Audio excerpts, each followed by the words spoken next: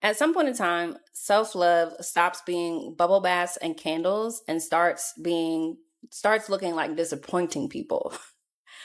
If your identity is built on being liked, when you pivot on that front, it's going to feel like an identity crisis. Today, we're talking about the self-love pivot and how people pleasing is a reflection of who you are.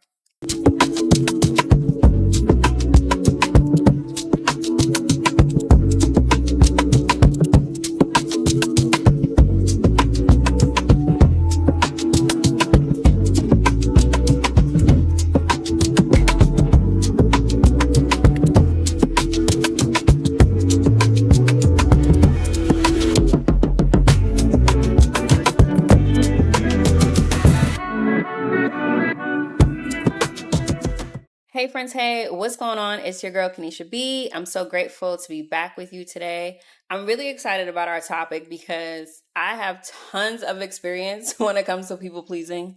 I know people see me now, and when you meet me, I'm really confident and really sure of myself. But the truth is, I was not always this way. It took me a lot of heartache and a lot of heartbreak to get to this point of where I am now. And I'm really grateful for my journey, but it was difficult. Today, I have a guest joining me who also knows exactly what I'm talking about. Ladies and gentlemen, Antonique Neek Vincent of Redefining Wellness podcast. Hey, sis. Hey sis, What's up? How are you? I am so great. Thank you for having me. Absolutely. Thank you so much for being here. Okay. We're already giving like mellow, very calming vibes with the purple lavender situations that we got on. I'm loving it for us. And I think that's the energy of today's episode. Going from people pleasing to really like taking your energy back and honing it into yourself so that you like you more than you're focused on other people liking you. Um, and so before we get into today's topic, tell the people a little bit about yourself. I want them to know who you are. Tell them a little bit about redefining wellness and all the things. Hey y'all. Um, as Kenisha said, I'm Antonique, and I am so like Kenisha was on my show, and one of the ways that she described herself as the queen from Queens, which I love that, right? Thanks, girl. So when I introduce myself, a lot of times people, I'm like, I'm the original pretty girl because I'm from Mm, Pretty Girl County. I'm from Prince George's County, Maryland. If you're not period. familiar where that is, it's in the DMV area. Um, I'm a certified personal trainer, wellness coach. Um, I've been in the fitness industry for this year. It'll be 15 years. I've been in the fitness Wow. industry, and my podcast or my platform, my space that I take up on this earth is to help people to redefine the way that they view wellness so that they can be as healthy and honest with themselves unapologetically and authentically. And I think the way that you show up for yourself on your wellness journey is a huge example of self love. I love that. Thank you so much for being here again. It was so great connecting. We connected on Threads Yes. and it was kind of organic. We did a podcast episode for Redefining Wellness, which is out and available. So make sure you check it out on Apple, which I'll link in the description, and on YouTube. So y'all can watch it too. Yes. And that was really, really cool to do together. So I'm glad that we're here. And we've been so vulnerable, kind of just sharing a little bit of our testimony with each other. And I think this episode really might get to people who, again, see us in the light that we're in now, where we're really confident, we're out here, we're doing a lot of things for ourselves.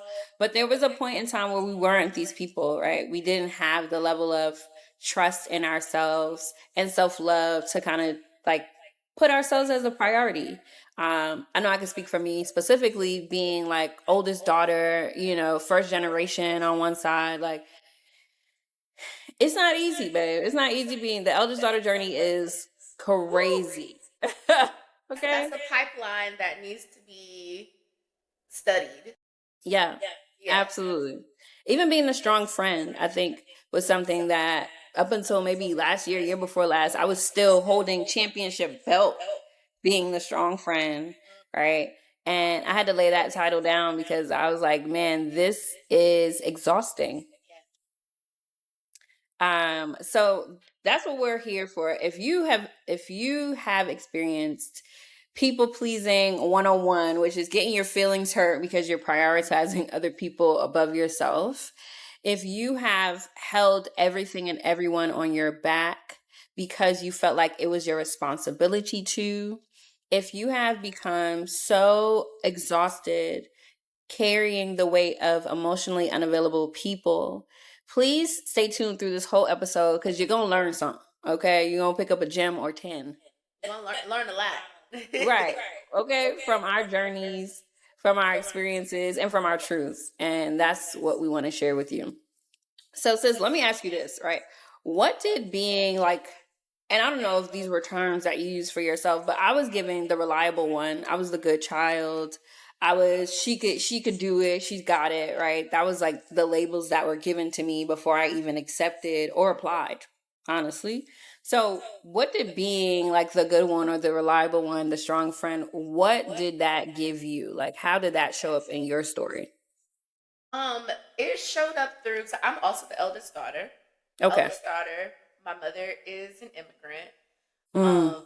And so I think for me, it started at home because in African culture and Caribbean culture, typically your daughters are you you raise your daughters, but you like love your sons. That's what the saying typically Absolutely. is. And it started then for me. I had to be very responsible for myself and for my brother at a very young age. And me and my brother have a pretty decent age gap. So it showed up in that way. And then in my friendships, I've growing up wasn't super quiet, but at the same time, I didn't speak up for myself about when things hurt my feelings or, like I used to cry a lot. I still do. Same. But when you're Same. a kid, you're labeled as a crybaby. Yeah. So then, and I'm crying because I'm expressing an emotion. Mm-hmm. So then to learn, okay, so I can't express my emotions. Got it. Right. And so then I think where I really started to see my people pleasing was in my first like out of college adult relationship. And I say that in air quotes because I had a boyfriend before we was in college. When you're dating in college, it's completely different from dating on the outside world. Absolutely. I have to say it like that. Absolutely. So Yep.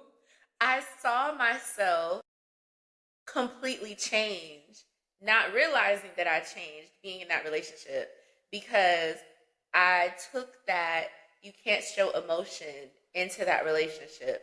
I took being the strong friend that is. Can I cuss on here? I can cuss. Can I? Yeah, do what you want to All do. right. So one thing that I always say is, I am, I'm my girlfriends. I'm their nigga. Literally, they go to me for like, Neek, do you know this? Neek, can you help with this? Neek, can you do that?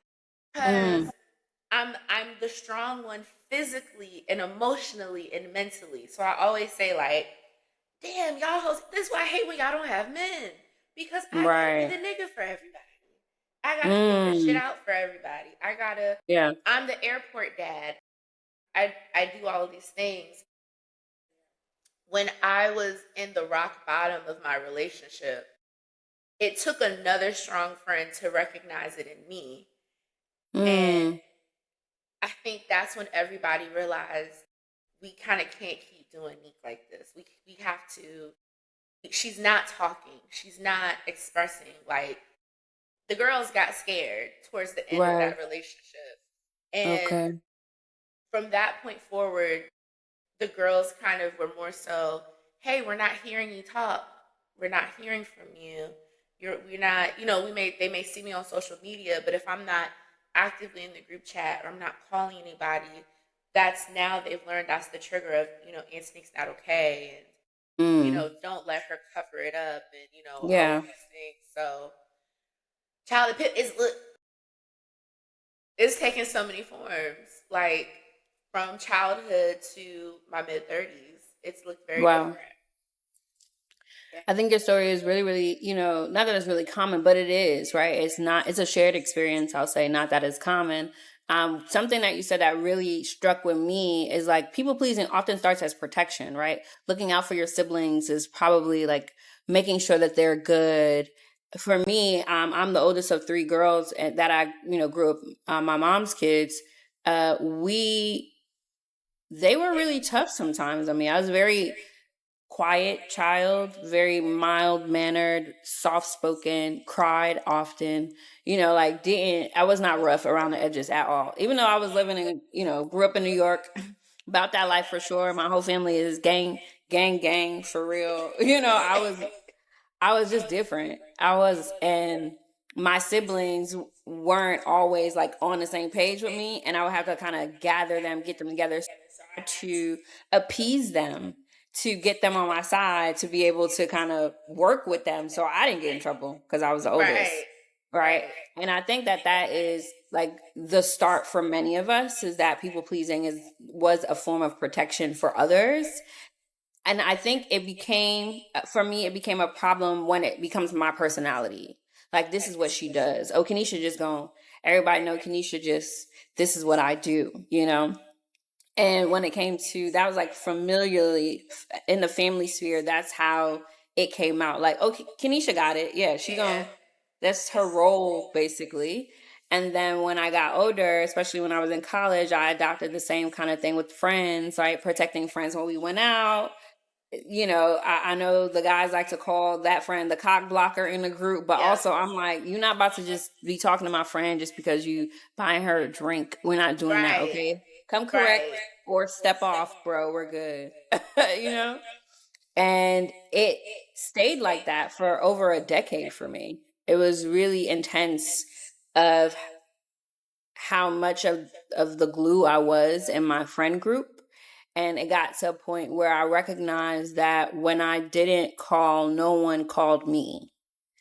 When I didn't remember, no one remembered. When I didn't offer, no one offered. And I kind of took a real heavy turn with that. I was like, I'm a all or nothing type girl. So either I'm all in or I'm all out. It's like, I don't have a midpoint for me. And so once I recognized that I was the strong friend for everybody and no one recognized that they probably could have offered to be that for me, I kind of had a breaking point. And I was like to my friends, like, hey, I don't want to do this no more. Like, if y'all are not calling me, we're not gonna speak, basically. Or you can call me and I'll return the favor because that's what I've been doing for this entire. And so that was really, really tough. But again, people had this expectation of me because this was my personality. And I was like, actually, this is too heavy. I don't want to do this anymore.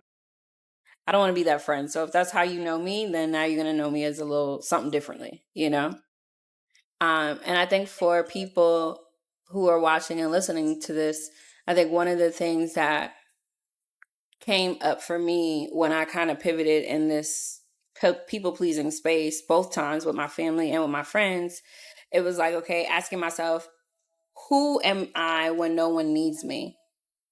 Like, who is Kenisha when Kenisha's not being the strong friend, when Kenisha's not being the older sister, when Kenisha's not being the doting daughter? Who do I like who I am? Am I prioritizing that person? What version of me does not require approval? And can I live in that version of myself all the time? Even when it makes people uncomfortable, even when it makes people be like, who you acting different, like, I am different actually. you know Sure am. I think that's like, if you ask yourself that question, who are you when nobody needs you? Who are you when you're not requiring or looking for approval? That is the you that's not the people pleaser. That's the you that's not seeking anything outside of yourself. And that's who we're talking about becoming today. Yeah. So, okay, I'm gonna like shift a little bit. So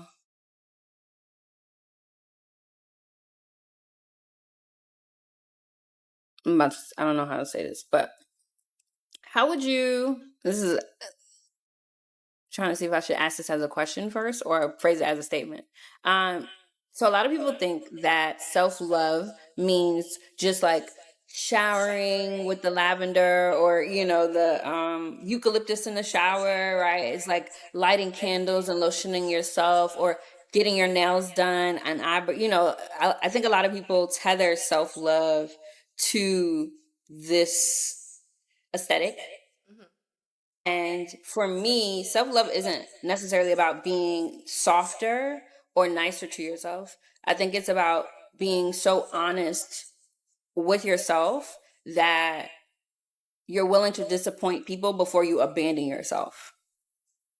Right? I think it's like making your boundaries so strong for yourself and being very communicative and clear with others that you can speak up for yourself, use your throat chakra, tell the truth, even when it might be disappointing to them, because if you don't disappoint them, you're going to abandon yourself. And so if you had to define self-love for you, or what you've learned self-love to be through your journey, how would you define that? How would It you would. redefine that, I guess? Because It's funny because when I was in maybe my mid-20s, I mm-hmm. looked at self-love as just like, it from the aesthetic point of, you know, do I like the pride that you take in your appearance. I looked at Mm-hmm. that as a big thing about self-love, or, you know, it was mostly that.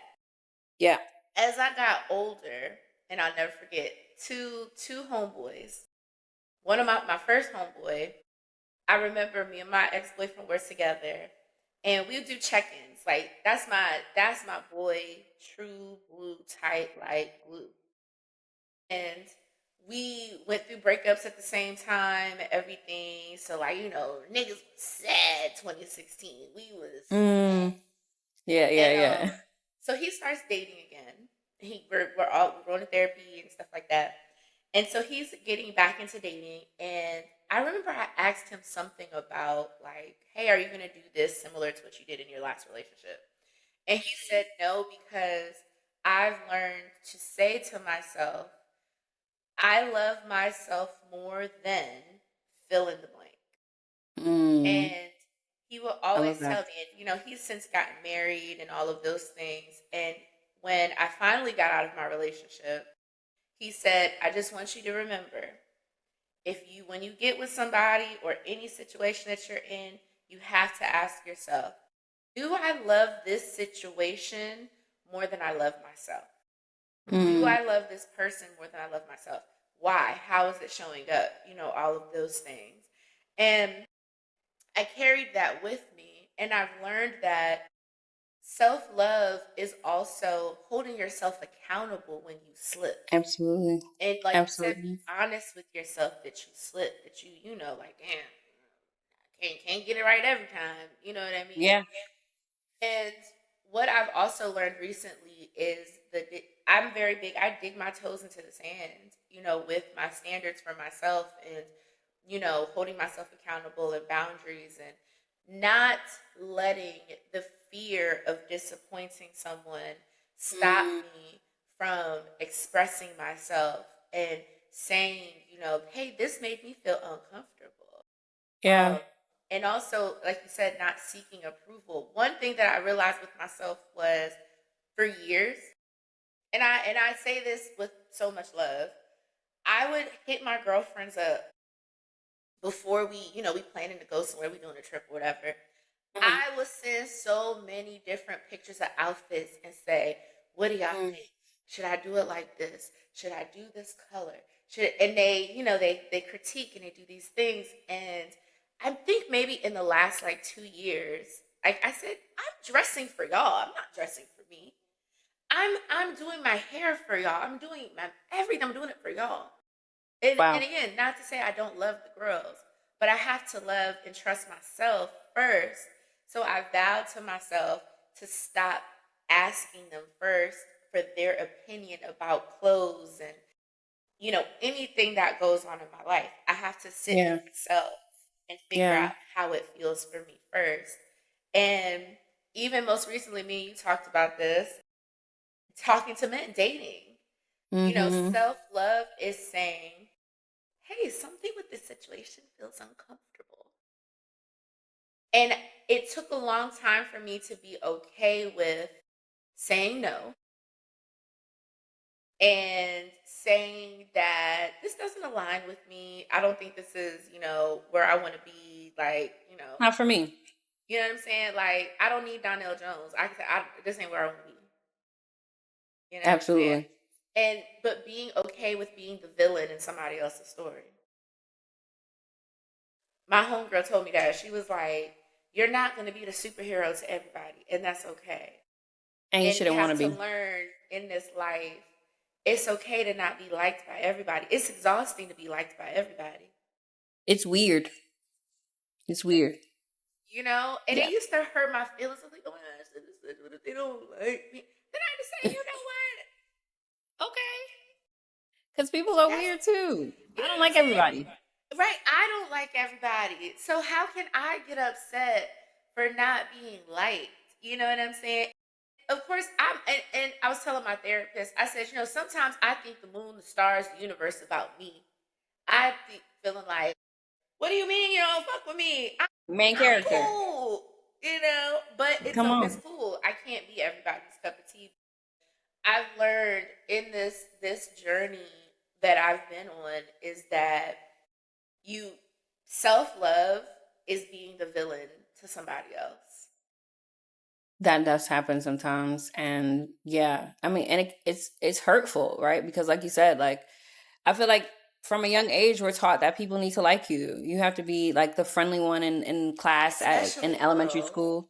Yeah, especially Black women. Come on, we Boys need are to be like, not boys are not taught that. They are not no, taught you got to be like they're not taught to be these super social. Like, just look at the way that it manifests in girls and into them in being adults. The girls that were trying to, be liked by everybody and stuff, they still struggle with that as 30, 40 year olds. You're like absolutely, burning yourself out yeah. because you want to be liked by everybody. And only we're taught that. I don't recall boys being like, yeah, I gotta be like, they don't care. Don't ever ask. They're never talking about it. And I think, again, especially as a Black woman, there's a lot of grief that comes up there. And I don't think we talk about the grief of choosing yourself first, right? Because it means that you have to implement a lot of boundaries and that people lose access to you. And that really hurts. Sometimes it gets very heartbreaking and gut wrenching, like a breakup.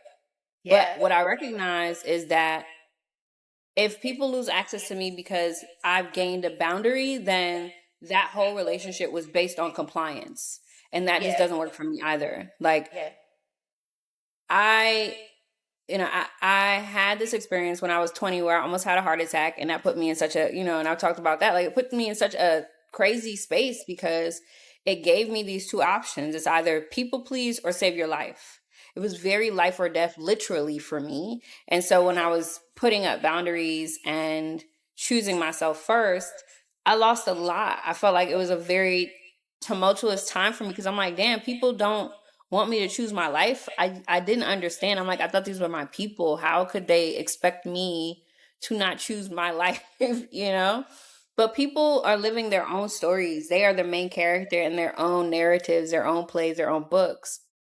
And when I started to choose myself first and I started to really cut the people pleasing tendencies, again, I'm a polar girl. So I was really deep and then I was off it. I'm like, actually, no, no, no. I don't even say no. I don't even say yes anymore. I just say no to everything, and then I'll kind of backtrack and be like, "All right, joking, I'll do that." But like it became a no market for me because I had not used that word. I had not felt empowered to use that word ever in my life. I didn't feel like I could tell people no. Like I didn't have that authority within me. And when I started to vocalize that and really not even be like, maybe. I didn't go to a maybe. I went hell no. I went from yes everything to hell no everyone. And then people were like, "Okay, girl, this is a little aggressive, don't you think?" And I was like, "No, like I'm really trying to save myself." Yeah. And I spent a lot of nights in tears because I lost so much. I felt like when I chose myself, people got mad at that. And there was so much grief there that I had to overcome in order to believe that I could find people that would be okay with my boundaries.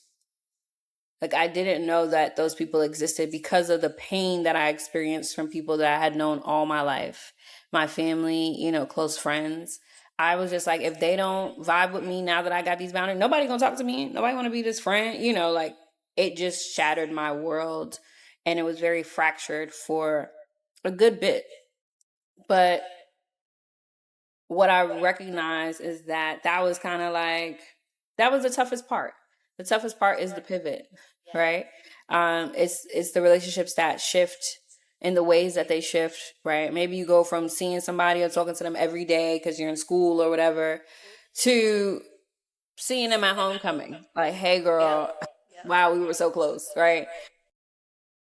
Even the familial relationships in my family, when people are upset with each other, they don't talk. Like, you could be in the same room and they'll act like you're not there. And I think it's weird as hell, but that's what it is. And so when I started to set up those boundaries, I stopped getting less birthday messages, no more calls during the holidays. When they see me outside, it's like, oh, hey. And it's like, dang, aren't you my family though? You know? And so I just really think that we, as much as we talk about people pleasing and pivoting from that and reflecting, there's so much space there for the practicality of what happens when you choose yourself. Hard it is, how relationships go different, how it looks when you start to implement boundaries for the first time, or just strict boundaries to people who are not used to that. I think, yeah, like, I want us to talk more about that, to normalize it so that people don't feel like they need to backtrack, or that they shouldn't stand 10 toes down when people stop talking to them, or, when people cut them off, right? I think one of the, not, I'm going to stop saying I think, by the way, also, right? I know. um, what I know is, for me, clarity replaced guilt over time. I got very clear on like many of things. I feel like I just had space to like think properly, right?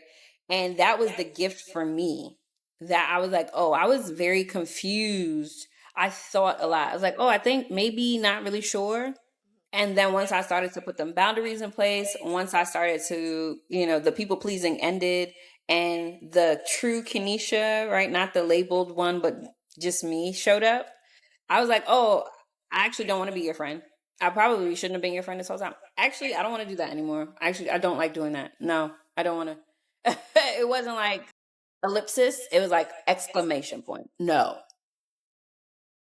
Don't ask me why. I don't have an explanation. I just have an exclamation. That's it. And that's all that's needed.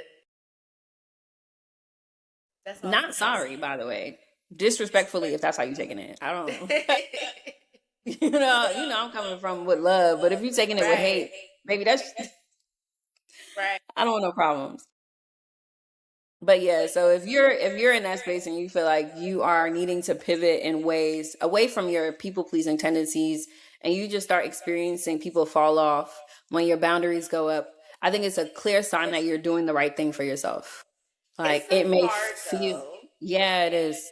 It's so hard though because like I okay.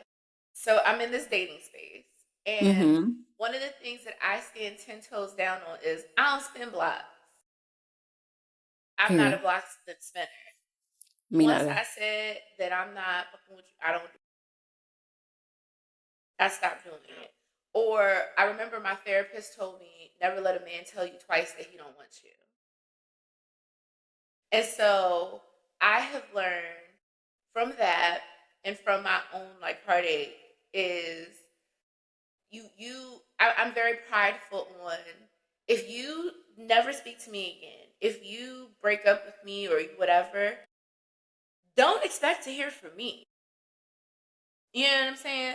Like, it'll Yeah. hurt. Like the last situation that I was in, and he tried to play in my face. But if you tell me like anything of like, I don't want to be with you, or oh, I don't think we're going in the right direction, or we don't align, Mm-hmm. and that's something that I think I did in my last relationship, which was not showing of self-love for myself. It Yeah. was, he would tell me, oh, I think this, oh, I think that. And I'm like, no, what do you mean? Like trying to fight for it. And Mm-hmm. I think one day I just had to say, no, this doesn't make sense. And Right. 2 + 2 is not equaling 4. I'm only doing this because the love that I have for myself, it doesn't run deep enough right now. And I need your love to fuel me up. Realizing I got to put me first, Lucius. I say that all the time now. That's one of my favorite lines. Whenever I'm going through something and it's stressing me out, I got to put me first, Lucius. That's it. I'm going to always remember that. But it hurts. It Yeah. hurts. It Yeah. hurts with your family when, and then they try to hit you with the, like you said, ah, I don't even know who you are anymore. No, you don't, because And you're I'm right. not doing the thing that you want me to do. I'm not complying, as you say. Like, I was having a conversation with somebody else, and I was talking about how, especially being the eldest daughter and being like ever changing Mm-hmm. and going against the grain, going against society, having, womanist ideology and all of those things, that totally goes against a African family, Caribbean family. That's totally against that, because Yep. in our culture, it teaches us to be submissive. It teaches you about respectability politics, even though, most people in the Caribbean community don't know what respectability politics is, but you describe it to them and then they Yeah. understand it. Right, Um, right, right.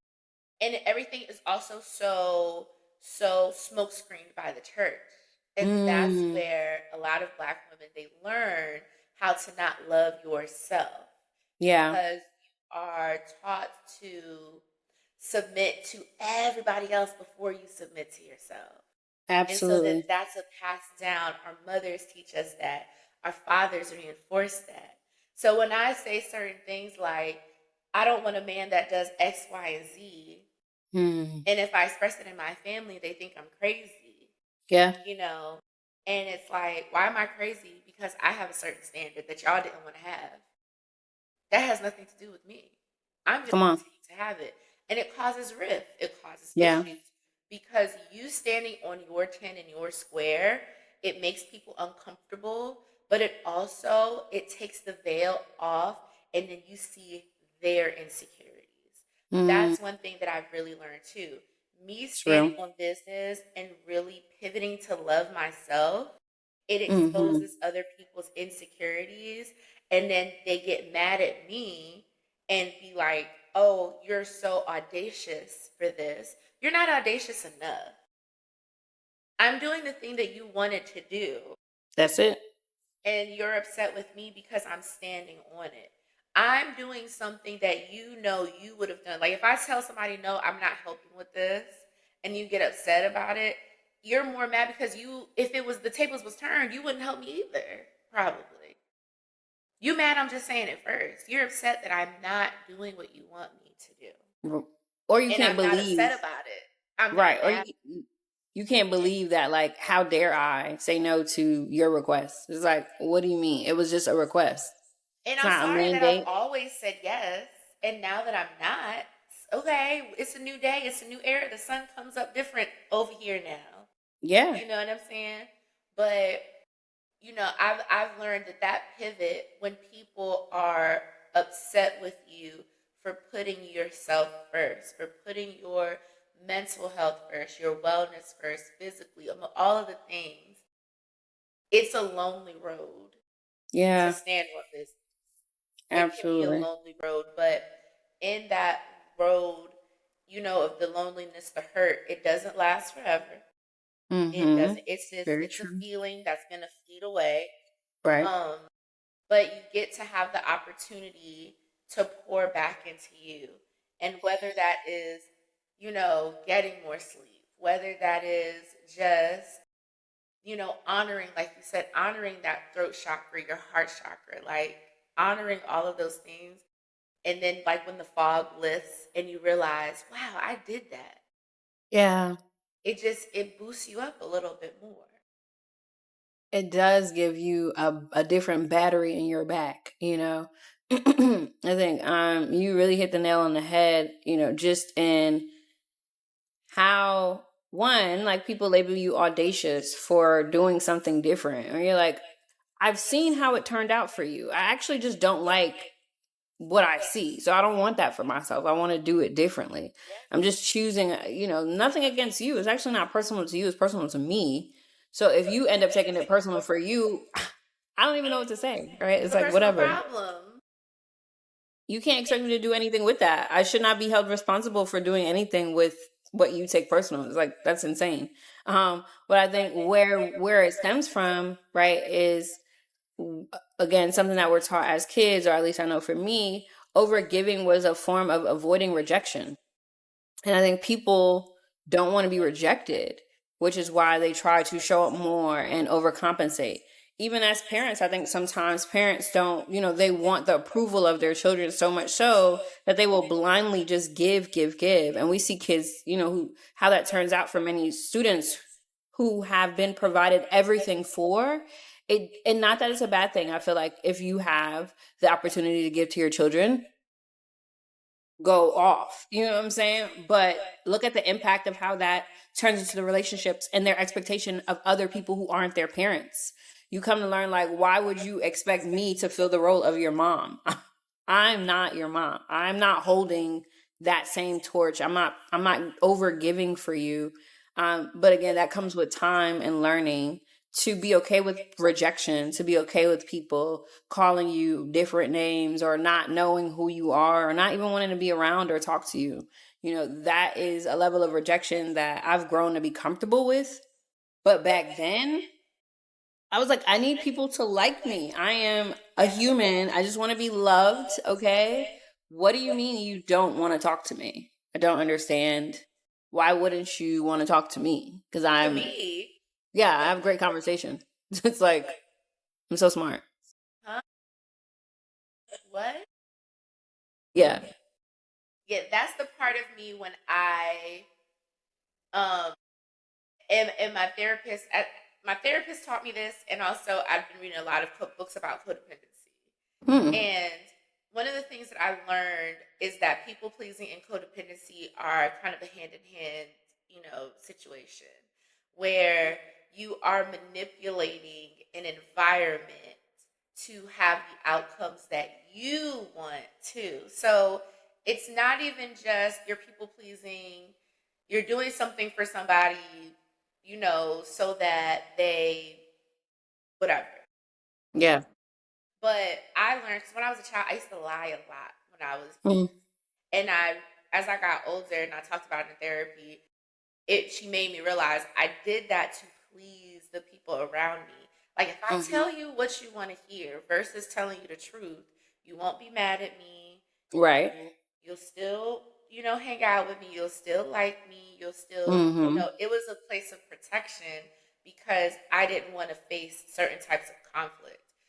Yeah. So in lying, it doesn't even have to be bending the truth. It's, omitting the truth. It is omitting, information. It is, even with your feelings. Like, I sat in a relationship for years lying about the way that I felt Mm. because I was afraid of rejection and I was afraid of abandonment.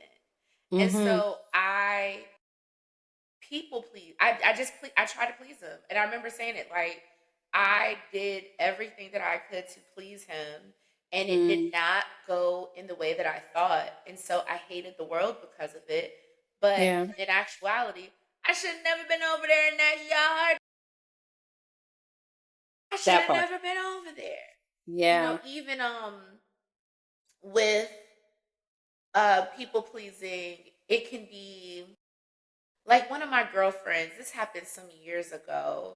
She wanted me to do something with her, and I didn't want to do it, or I was busy doing something else. And she called me, cussed me out. And we What? later laugh about it. We were like, remember that one time when you got mad because I wasn't trying to be a ride or die? And we just, we laugh about it.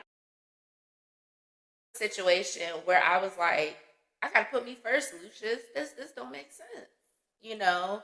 Um, but it's the codependency thing. I think for a lot of people, when you don't have enough love for yourself, Yeah. it's the fear of Mm. abandonment, the fear Mm-hmm. of rejection. Because I think about how, you know, if I don't do these things for these people, they won't be around.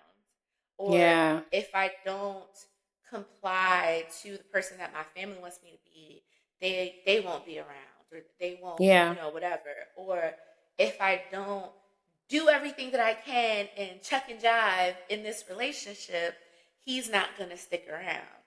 No, it's because of Mm-hmm. that fear of being alone, and not having the things that society said that I needed to have.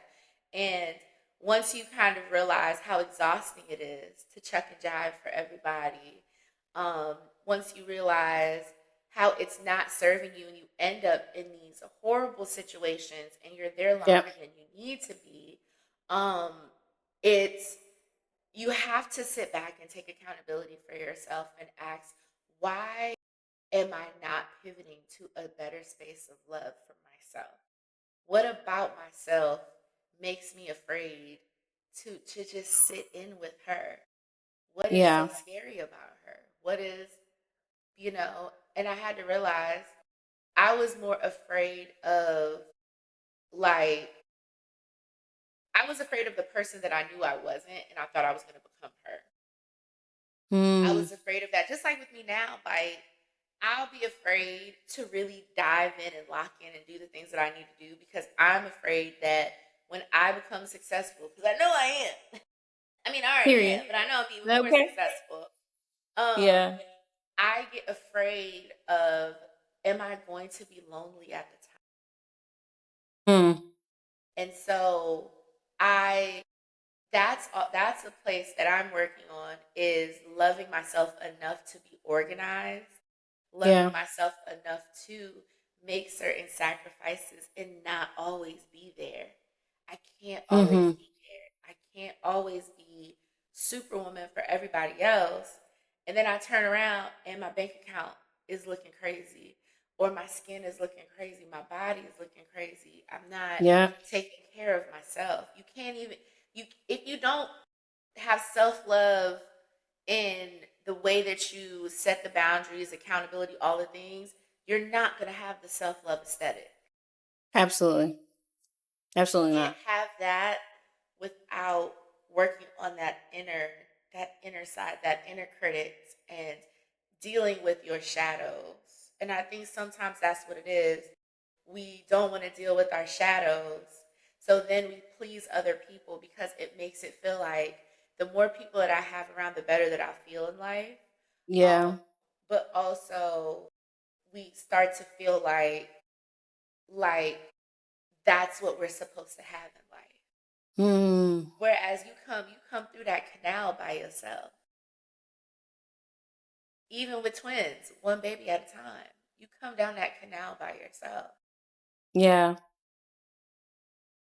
Man. I know you speaking my story. I don't know if anybody watching this also resonates with what Antonique just said. I know, one of the things that really sticks out to me, especially when it comes to our people pleasing ways or how we're brought up, is the ego that's involved in it, right? The fear is the ego. And the thing that we are not as clear on, and I don't think in this world there's much clarity around, is how much we manifest experiences based on our fears. Like the thing that you fear Yes. the most is the thing that you create because it exists. And people look at me and they're like, "Oh my God, you're always so positive." I'm like, "Listen, I know how powerful I am. I know that I create reality for myself." And so it is not that I necessarily want to just look at the light of things all the time, but if I don't, I'm going to help the universe create what I don't want. And I always use the example of like a kid growing up, they might experience one of their parents and they're like, "I don't want to be like this parent." Or maybe their parent is not around and I'm like, they hate their dad. They don't want to ever see their dad. And then they get in a relationship and they date their dad. or they grow up and they become their mother. And I always remind, especially my clients and people that I talk to, like, you have to be so careful with your words and your intentions, because the universe is here to support you in what you bring, what you say you want. So if you are sitting here and you're saying, I don't want to be like my mom, for example, the universe is going to create the environment for you to become the parent and then make the choice to not be that, because it can't give you the feeling of not wanting something if you don't have it first, right?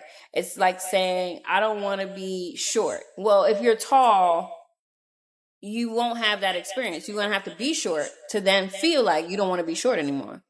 Same with becoming a parent. I don't want to be like my mom. Okay, well, we're going to have to give you this experience for you to then have the realization on your own, because you got free will, right? You got to have the realization on your own that you don't want to be like that version anymore. And then you become something else, or you stay who you are, and it is what it is, right? And so when we're navigating people pleasing tendencies, a lot of times we're saying, I don't want to be alone. I don't want to not be in this relationship anymore. I want everybody to like me, but we're not focused on what we want for ourselves, what is feeding us in ourselves. We're only focused on speaking what we don't want in the world. And then we get the experience of what we don't want in the world. And then we're like, see, I knew it, right? Instead of really being accountable for our words and our energy and our fears. And I'm often encouraging people to replace their fears with their wants and their wishes, because just as easy as it is for you to be alone, it is also as easy to be loved and surrounded by light and people who uplift you, right? I'm like constantly manifesting the best version of my life, because yeah, it could be the worst version. Life be lifing. But if I got anything to do with it, baby, I take it to the moon, take it to the stars. Like, I'm up here. I'm not settling for the basic package. I want the grandeur razzle dazzle package. Beautiful relationships. Money flows to me easily. Everything in my life is abundant. My marriage is flourishing. I'm connected to people left and right. It's so easy for me to meet people online. I don't get in any space and let my fears reside there with me. If they do show up, I acknowledge them for what they are. Okay, if I'm afraid to being alone in this season, what about being alone is the thing that I'm running from? Right? What am I avoiding? Because 9 times out of 10, we're just avoiding a version of ourselves that makes us uncomfortable. And so it's like, okay, if you could get comfortable acknowledging that that version exists, that you need to experience it, or you need to do your shadow work, right, and heal it, then it becomes like this myth, a thing of the past. You stop feeling like you're afraid to be alone, and you start being like, I appreciate solitude.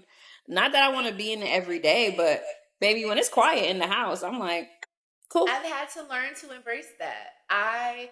The Mm, moments when I'm just laying on my couch and I'll be like, damn, I kind of wish I was doing something turn. I wish I was, laid up with somebody, whatever, whatever. And I say to myself, Antony, enjoy this moment, because there's going to come a time where we wish we had this moment again. that's Like, it. I have to remind myself that this is the downtime that God is giving you. Embrace the downtime and Yes. enjoy it, so that you can look back and say, I'm glad I had that moment of being by myself and being in solitude and just learning how to feel comfortable, as uncomfortable as it is. Yeah. Gratitude is the attitude, man. You just have to be grateful for what it is that you're experiencing, and accountable for how you support the experience that you're having. A lot of times, again, we don't look at ourselves when we're in relationships that don't really align with us, or we meet people that we're like, how the hell did we become friends? It's like you attract the energy that you put out. And if you don't want to attract that, then you're going to have to like look within. You have to look within. You have to change within yourself. And I even think about, like, again, and I always go back to like dating and friendships, because that's how you really see who you are. And, Mm-hmm. you know, you have to also have a certain level of self-awareness to kind of step out of your body and be like, damn, test this real Whoa. fast. You know, Yeah. not everybody has that power to be able to do that. And, you know, with the relationships, it's easy for us to think it's all the other person. Mm-hmm. And we have to take a moment to say, you know, what part did I play in this? Like for me now, today is my day, my last day on this app bullshit. And I'm not Yeah. get it Yeah. out of Okay. here. And I have to connect this to what you were saying about the universe is that I have been saying for years, I'm gonna meet my man in the wild. I've Wait, say always that one said more time. that I'm gonna meet my man in the wild. Mm. Always said this. I said it's going to be, and I paint beautiful pictures. Kenisha girl, I've learned to also not call myself crazy. I'm just a very visual person. And Mm-hmm. I have a very beautiful picture of like I can clearly see like certain instances in my life that are Mm-hmm. coming because it's in full color, it's very vivid. I see it perfectly, right? I love And that. so I've always said I'm gonna meet him in the wild. I'm gonna meet him in the wild, and it's gonna be beautiful. Blah blah blah blah. And I had a moment with myself as I'm having all these issues with the dating apps and stuff. And I'm like, this is whatever, whatever. And I had a moment where I was like, no, because you kept saying you're not meeting no man on these apps.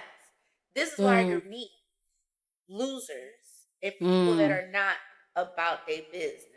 Yeah. Because you have already said to the universe, this is how you're going to do this thing. You're going against what you truly want. So that's like Right. one thing with that. But also what I'm seeing is that the way that I can tend to pick men, Mm-hmm. it is I'm picking through my insecurity. Mm. And I'm staying because of my insecurity. I'm staying because of the lack of love and confidence that I have for myself, knowing Mm-hmm. I'm above this, baby. Knowing I can have better than this. Like, I know that subconsciously, but something in me is so fearful that I'm not going to get what it is that I want. So I'm like, let me take the shit in my own hands and just do it. You know what I mean? Yeah. And then because of the fear of, I've had a taste of this. I've had a taste of intimacy. I've had a taste Mm-hmm. of companionship. I've had a taste of consistency. I don't want to let go of that taste. But in Mm. actuality, it's just a taste. You want to get the whole meal. You want the courses. And you're Come settling on. for a taste. And I have to remind myself that. So you're getting a taste, but it's laden with insecurity. It's you're literally looking at your level when you want to be up here. And so I've had to be honest with myself about my own outcomes. When you Mm. pivot to a space of self-love, it unlocks that bad bitch in you. It Yeah. unlocks I don't need to settle for less because of fear. It Yeah. unlocks I don't need to be surrounded by all of this mediocrity because of Very fear. true. Like Yeah. like I was so afraid to put myself out there on YouTube for years because of fear, because of what if they don't like me? What if they think Mm. I'm ugly? What if they think, but my mama tells me all the time I'm not ugly, so I remind myself that a lot. But it's like, what if this, what if that? You know, I could have had a certain level of success years ago, but Mm-hmm. because of my fear of not being liked by everybody and not remembering, you're going to be a villain to somebody. Yep. Somebody's not going to like you. That then goes into the way that you pick relationships. Sometimes we pick again out of fear. Maybe this person seems like they'll like me. You try to size them up. Or this Mm-hmm. situation seems like it'll go in my favor. You can't. Nah. You can't do that. You can't do that. And we we try to do things from a less organic space. Like I've learned, I'm a projector in human design. I'm just supposed You're to stand there and look good. you're a projector, you said? I'm a projector. Ah, okay. I'm the light. I Same. just learned this. I'm a lighthouse. Like I shine. I just stand there. My light shines, and you're attracted to my light. So bring it in, babes. Versus Same. I'm trying to pull myself up out the ground. And I'm supposed to be Yeah. firm and planted. I'm trying to pull myself up out the ground, and I'm trying to act. I'm acting. I'm chucking. I'm jiving. I'm trying to do all these things to please you, so that you'll come into my light. When in actuality, no, I'm just supposed to sit here and look cute. They'll find you. They'll find their way. You know, or Yeah. even when it comes to friendships, with my girlfriends, I've had to learn. And granted, I call the girls, I do the things, but I just planted. How do you want me to show up for you? I've had to learn that. How do you Hard. want me to show up for you versus overthinking and thinking that I know how to do something for you when you need Yeah. to tell me how to do it for you. That's one of them lessons right there. I feel like that's a rite of passage lesson for a lot of us, honestly. And when we're not, again, like when we're not being the beacon as projectors, but also just like when anyone is out here people pleasing, I think there's this notion that when you're not people pleasing, you're selfish, as if selfish is terrible. But it's like you become more self-led when you're not people pleasing. It is not led by approval. It's not led by fear of rejection. You're not manipulating the situations or the relationships to serve your outcome. You're like, I'm just leading myself in this space. I'm allowing myself to show up as I can. I'm hoping that that fits where you are. If it doesn't, I'm respectfully putting a boundary up, or I'm cutting this off completely. And you really gain more of yourself back when you stop people pleasing. Yes. Like people pleasing is synonymous with losing yourself. You will lose yourself. You will end up so deep that you don't like who you become, because you're like, how the hell did I get here? How did this happen? I don't even know. Whoa, and it's a lot of work to trust yourself again. It's a lot of work to be okay with your fears actualizing and you being able to live through them. It is a lot to be the villain in other people's stories. It's heavy work. But when we do it, you finally meet who you are. And I think that we should all be striving to just meet who we are. That's my belief. And that makes the world better. That triggers so much joy and happiness, right? That is like your authentic internal light shining brighter for people to see you and appreciate you in your authenticity.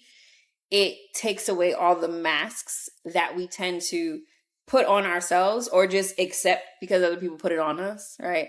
It takes all those masks off, improves your health, improves your skin, hair growing, nails not brittle, you know what I'm saying? Diet on point, right? Habiting consistently, like you meet yourself. You're like, she's arrived when I'm not looking to do what y'all want me to do.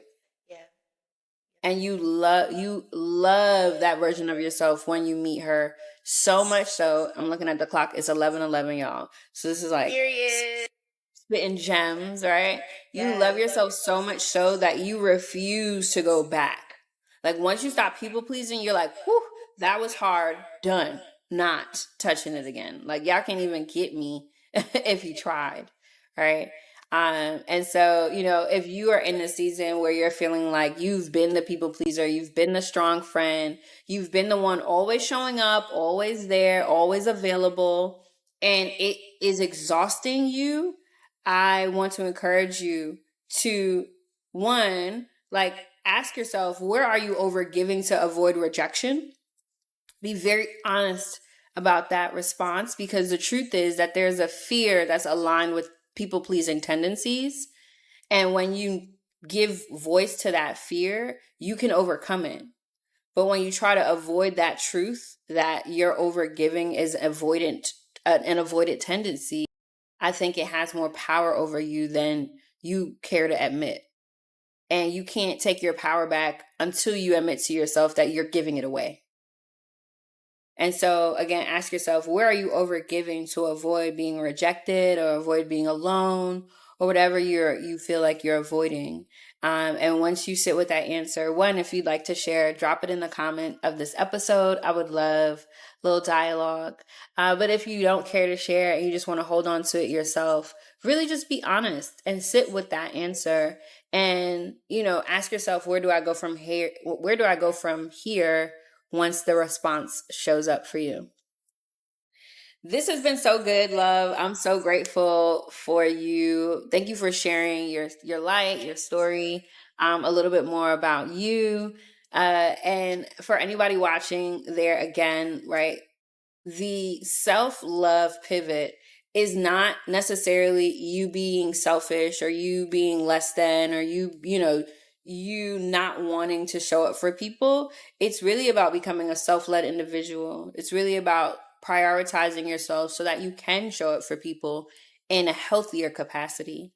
And it's really about finding more of who you are, the true, authentic version without the titles, without the approval rating, right? Without the social score, without the likes in the comments. It's just you finding your true identity and being so okay with that version of yourself that you don't want for anything else. I'm so grateful. Oh, so grateful again for you, Neek. I want you to share anything, any last words with the people, and then definitely tell them where they can find you on socials so that they can connect with you and check out your work and your podcast. Thank you. I was going to say there was so much that you hit on that ending note.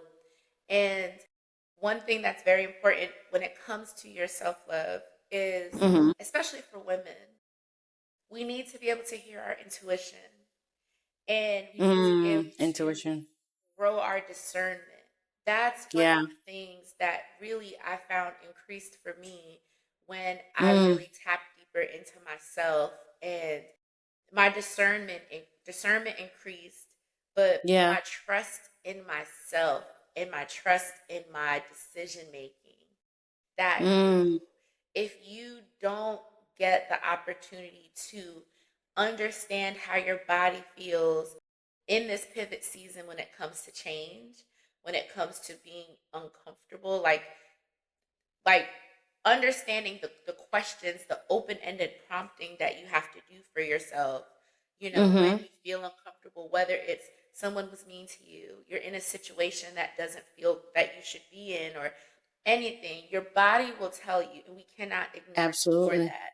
The more that we Absolutely. ignore our intuition, that's you're not loving yourself by not listening and not trusting. Yeah.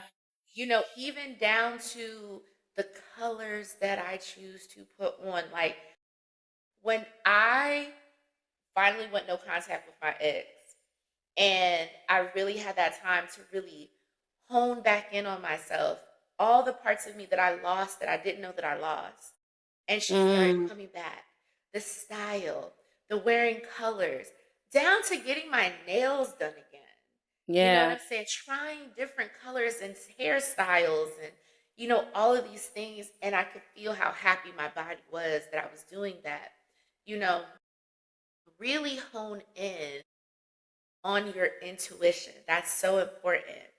And Yeah. the very last thing that I want to leave, especially for Black women, because all I can identify with, because I'm a Black woman, so I'm always, you know, if you're having difficulty with that self love in you, I want you to sit down, get out a piece of paper, and write down 3 to 5 things about yourself. After you write those 3 to 5 things, look back at those things and really be aware of, were the things that you wrote down labels that you hold in this world? Hmm. Is it skills that you wrote down? Like, oh, I Yeah. love that I'm organized. It's not a fucking character trait. Stop it. Stop it. I'm looking at the Yeah. camera. Stop it.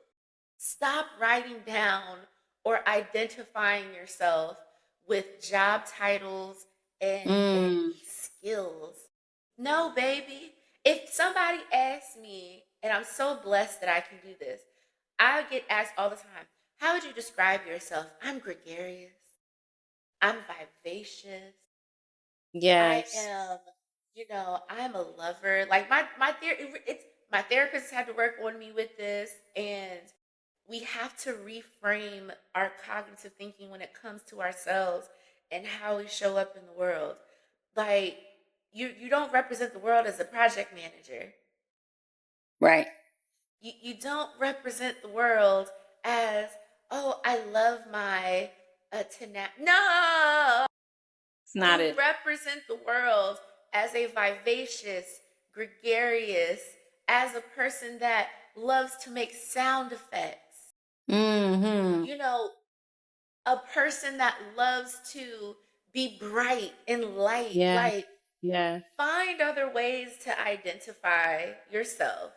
And when you look back and you see, damn, I ain't write nothing cool for real. That's something you really should sit with yourself and learn yourself a little bit more. I It's think very that's telling. one of the most important keys to self-love. Learn yourself. 100%. Learn yourself. Learn yourself. You're 100%. not a job title. You're not a job description. Mm-mm. You're not what you do. You're not what you Yeah. do. You are, it's who you are. Yeah.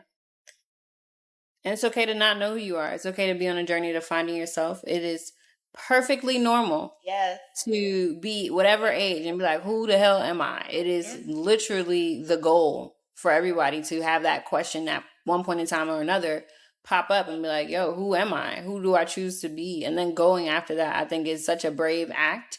And I respect anybody who takes on that journey because it is trifling sometimes, but so glorious and so brave again. So yeah, get on it. But again, thank you for the tips, the gems.